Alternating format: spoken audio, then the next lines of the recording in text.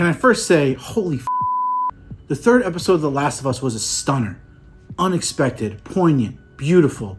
A real announcement that this show is truly something special.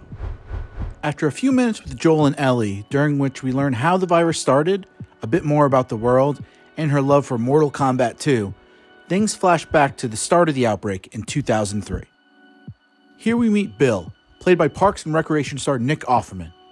Bill's a survivalist with plenty of food, guns, and booby traps, and he seems to revel and thrive in having the entire town to himself. That changes a few years later when he meets Frank, played by White Lotus star Murray Bartlett, who falls into one of Bill's traps.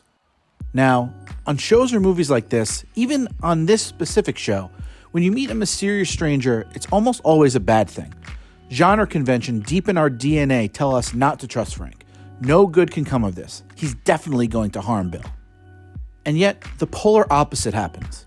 Bill and Frank fall in love and, as the episode goes on, spend almost 2 decades together. They live a full, rewarding life, proving that you can find love and happiness in the most dire of circumstances. It's a beautiful reversal of genre conventions that makes their entire relationship and its thematic implications that much more rewarding. And yet, though the episode makes you forget for a few minutes with its whimsy and romance, this is, after all, The Last of Us. And so the end of Bill and Frank's relationship is both romantic but also brutally sad. It then weaves back to Joel and Ellie in an equally heartbreaking yet impactful way. Joel realizes that in Ellie, he's found his purpose, a chance at legacy and love. Revelations that all come to him when he finds out about Bill and Frank's relationship.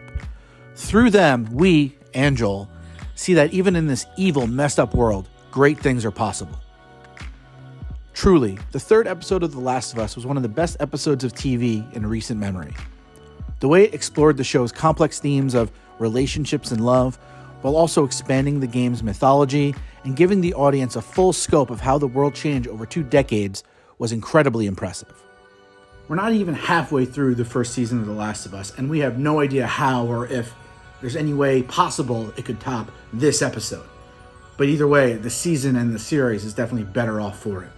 This is an episode of genre TV we will be talking about for years to come. Don't forget to subscribe to our channel and check out other IO9 videos here on YouTube.